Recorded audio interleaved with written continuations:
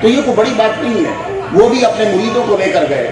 ہم لوگ ہیں, ہم بھی بارہا بہت دفعہ بڑی بڑی جگہوں پہ چلے جاتے ہیں, لیکن سوال یہ ہے کہ یہ لوگ زور اس بات پہ کیوں آپ کو دے رہے ہیں کہ محمد صلی اللہ علیہ وآلہ وسلم نے سوتے ہوئے معراج کیا ہے؟ یہ اس بات پہ زور کیوں دے رہے ہیں؟ اتنے دلائل ہونے کے باوجود کیوں نہیں مانتے کہ محمد صلی اللہ علیہ وسلم نے جاگتے ہوئے کیا ہے؟ وجہ یہ ہے, اگر یہ سب کے سب لوگ اس بات کو مان لیں کہ حضور صلی اللہ علیہ وسلم نے جاگتے ہوئے معراج کیا ہے, تو ان کو ماننا پڑے گا کہ ہر نبی اپنی قبر میں زندہ ہے. ان کو ماننا پڑے گا کہ نبی جو ہے وہ مرنے کے بعد بھی, یعنی جسے عام مرنا کہتے ہیں, ویسے تو گزرنا ہے, جب دنیا چھوڑ کے چلے جاتے ہیں, جب قبر میں چلے جاتے ہیں, تو پھر بھی وہ ہیلپ کر سکتے ہیں. یہ ماننا پڑے گا. تو ان ساری چیزوں سے جان چھڑانے کے لیے, کیونکہ یہ بخاری میں ہے, مسلم میں ہے, مشکات میں ہے, ابن ماجہ میں ہے, کتابوں میں, ان سب سے جان چھڑانے کے لیے بہتر یہ ہے جناب سیدھا سادہ انکار کر دو کہ معراج ہوا ہی نہیں. اور یہ صرف آج کی بات نہیں ہے, جتنے باطل فرقے ہیں, کسی بھی فرقے کو اٹھا لو, خارجی کو اٹھا لو, معتزلہ کو اٹھا لو, اکبر بادشاہ نے جو دین بنایا اس دین کو اٹھا لو, اس کے بعد جتنے بھی 72 فرقے پیدا ہوئے, کسی ایک نے اقرار نہیں کیا کہ نبی نے معراج جاگتے ہوئے کیا. تمام کے تمام باطل فرقے جو دوزخ میں جائیں گے, ہر ایک نے یہی کہا محمد صلی اللہ علیہ وسلم کو معراج جاگتے میں ہوا ہی نہیں ہے. جائیں پوری ہسٹری کی اسٹڈی کر لیجئے, جو بھی باطل فرقہ اٹھا اس نے سب سے پہلے معراج کا انکار کر دیا. کسی نے تو کہا ہوا ہی نہیں, اور کسی نے یہ کہہ دیا کہ معراج ہوا لیکن حضور صلی اللہ علیہ وآلہ وسلم کو سوتے میں ہوا. میرے نبی محمد صلی اللہ علیہ وآلہ وسلم کے پاس ایک بندہ آ گیا, آگے کہتا ہے کہ آپ کہتے ہو کہ میں جاگتے ہوئے گیا ہوں, تو ہمارے راستے میں قافلے آپ کو ملے؟ حضور صلی اللہ علیہ وسلم نے فرمایا ہاں, تمہارے 3 قافلوں سے میں رستے میں ملا ہوں. تمہارے 3 قافلوں سے میں رستے میں ملا ہوں.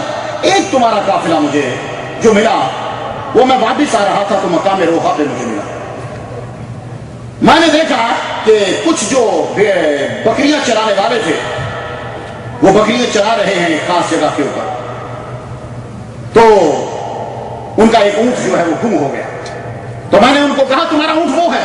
تو ایک بندہ بولا یہ تو محمد کی آواز ہے صلی اللہ علیہ وسلم. تو آپ نے فرمایا اس نے میرا نام لیا ہے, اور یہ قافلہ جب سورج غروب ہونے لگے گا تو بدھ کے دن یہ قافلہ پہنچ جائے گا, اس سے پوچھ لینا کہ محمد کی آواز آئی تھی صلی اللہ علیہ وسلم. دوسرا قافلہ مجھے مقام سیمور میں ملا ہے, مقام سیمور میں یہ قافلہ مجھے ملا. تو ایک اونٹ مجھے دیکھ کر جو ہے وہ ڈر گیا اور بھاگا. جب وہ بھاگا تو اس کا رائڈر جو ہے وہ گر گیا, اس کا بازو ٹوٹ گیا. اور ایک آدمی اپنے ماسٹر سے سردی کی وجہ سے اپنے مالک سے کمبل مانگ رہا تھا, اور یہ ویڈنسڈے کو, بدھ کو دوپہر کے ٹائم قافلہ پہنچ جائے گا, پوچھ لینا. فرمایا تیسرا قافلہ بھی ہمیں ملا ہے راستے میں, ہم ملے, اسے دیکھا ہم نے, ایک کالے رنگ کا آدمی اونٹ کے اوپر بیٹھا ہوا, بلیک مین, ہاتھی اونٹ پہ بیٹھا ہوا, وہ بھی پہنچ جائے گا. تینوں قافلے جب آئیں گے تو تم ان سے پوچھ لینا واقعی جو میں نے کہا ہے وہ سچ ہے. اب آپ کو پتا ہے کہ قافلے جب چلتے ہیں تو قافلے چلتے ہوئے کبھی رستے میں پڑاؤ زیادہ ہو گیا, پڑاؤ کم ہو گیا, فرق پڑ گیا, کافروں نے بندے بٹھا دیے, ادھر بیٹھا دو, تم دیکھو قافلہ جب آ جائے تم سورج کو دیکھو, تم قافلے کو دیکھو. سورج غروب ہونے لگے تو غروب, جب سورج کو دیکھو تو بتا دینا غروب ہوگا, ادھر سے تم بتا دینا قافلہ آیا نہیں. تو قافلے کو دیر ہو گئی, سورج جو ہے وہ ڈوبنے کے قریب ہو گیا. سورج ڈوبنے کے قریب ہو گیا, قافلہ ابھی پہنچا نہیں. پروردگار عالم نے جبرائیل سے کہا جبرائیل زمین کی تنابیں کھینچو, قافلے کو مکے کے بالکل قریب کرو. ہمارا نبی پہنچ چکا, بدھ کے دن سورج غروب ہونے کے قریب یہ قافلہ پہنچے گا. زمین کی تنابیں کھینچ, سفر چھوٹا کر, میں کائنات کو تبدیل کر سکتا ہوں, محمد کی زبان کو تبدیل نہیں کر سکتا. کھینچ زمین کی تنابیں, زمین کی تنابیں کھینچی, قافلہ مکے کی حدود میں داخل ہوا. ادھر سے آواز آئی سورج ڈوب گیا, ادھر سے آواز آئی قافلہ انٹر ہو گیا.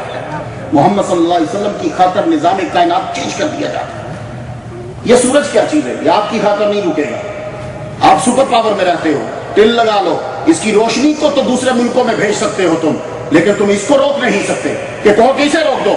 یہ تو تم لا بنا سکتے ہو کہ آپ دنیا کے ملکوں اپنے جہاز امریکہ میں 8 बजे से पहले भेज दो। तुम अपने मुल्क में सारी रात एयरपोर्ट पे जलील होते रहो, मगर अमेरिका के एयरपोर्ट पे उसको 8 बजे से पहले पहुंचना चाहिए। हाँ, इनका अपना तैयारा 12-11 तक पहुंचे, कोई बात नहीं है। तुम्हारा बाहर का तैयारा 8 बजे से पहले यहाँ होना चाहिए। इसीलिए तुम अपने एयरपोर्ट पे जलील होते हो पूरी रात। क्यों? यहाँ का ऑर्डर ये है कि यहाँ पहले पहुंचे वो, इसलिए आराम करेंगे। ठीक है भाई, सुपर पावर है तो तुम जहाज का टाइम को बना सकते हो, तुम सूरज को रोक नहीं सकते। लेकिन जब मेरा नबी मेराज की रात जा रहा है, सूरज रुक, चांद रुक, पानी रुक, कायनात की हर शय को रोक दिया। अब मेरे नबी तुम चलो। इसीलिए साइंसदानों को यह नहीं मिल रहा कि कायनात की उम्र को मापने लगे तो कहीं बीच में गैप आ गया है। वो गैप इनकी समझ में नहीं आ रहा, इनकी समझ में गैप आएगा भी नहीं, इसलिए कि वो गैप वो है जिस अरसे में मेरा मोहम्मद मेराज की रात गया है। वो गैप है और सब कायनात और टाइम हर चीज वहीं रुक गई है, रुकी पड़ी है, और मोहम्मद सल्लल्लाहु अलैहि वसल्लम सफर कर रहे हैं। आखिरी बात सुनिए, आप लोग जाते हो यहाँ क्रॉसिंग बोलते हैं, हमारे यहाँ फाटक बोलते हैं। रेलवे क्रॉसिंग है, वहां फाटक है, वो बंद करना पड़ता। बंदा दौड़ता हुआ आता, गेट को बंद करता, ना बंद करे तो हम आगे चले जाते हैं। अभी पिछले दिनों में एक पूरी गाड़ी, रेलगाड़ी के नीचे पूरी कार आ गई, बंद होना गया। क्यों? गेट बंद नहीं हुआ था। गेट बंद कर दिया जाता है, सारे रुके होते हैं। आपके पास अब तो खैर पाकिस्तान में भी बीम, मर्स, लेक्सस सारी गाड़ियां चली गई हैं। नहीं जा रही तो इंसानियत नहीं जा रही, बाकी हर चीज जा रही। इंसानियत वहां से वापस आ रही। सारी चीजें, लेक्सस रुको, मर्स रुको, बीम रुको, गाड़ियां रोक दो, इवन के पोर्ट्स तक सारी गाड़ियां चली गई। रुको। क्यों रुको?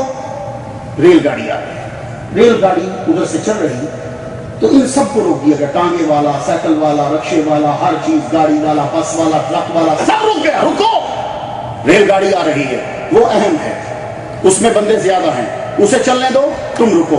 मेरा नबी जब मेराज की रात जाने लगा, सूरज तुम रुको, चांद तुम रुको, ऐ हवा तुम रुको, जमीन की रफ्तार तुम रुको, तुम अहम नहीं हो, मेरा मोहम्मद अहम है, मोहम्मद तुम चलो।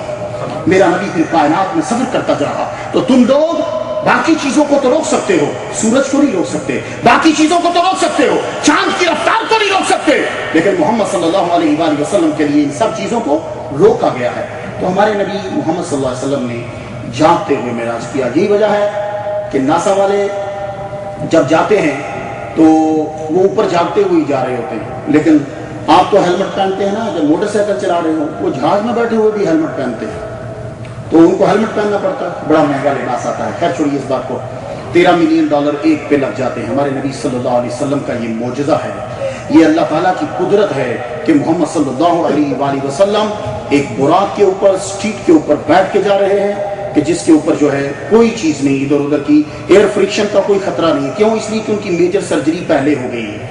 हजरत जिब्राइल अलैहिस्सलाम ने उनका दिल निकाल के सर्जरी, वरना सफर से पहले दिल निकाल के हॉर्ट सर्जरी का तुक कोई नहीं बनता। वो हॉर्ट सर्जरी की ही इसीलिए की थी कि अब आपने जो सफर करना है वो 1,86,000 माइल पर सेकंड की रफ्तार से करना है। इतनी रफ्तार से सफर हो तो ये जबड़े यूं खुल जाते हैं, एयर फ्रिक्शन हो, हर चीज फट जाती है। ऐ नबी, तेरी रफ्तार जो सवारी की होगी, जिधर उसकी नजर होगी वहां उसका कदम होगा। इतनी तेज रफ्तार अभी तक कोई शय चल नहीं पाई। आप चलोगे, हम आपकी यहीं से हार्ट सर्जरी करके कील फिट कर रहे हैं, उसको अरबी में हिकमत कहते हैं। और आज के दौर में आपके जितने अलूम हैं उसके ऊपर हिकमत का वर्ड यूज होगा।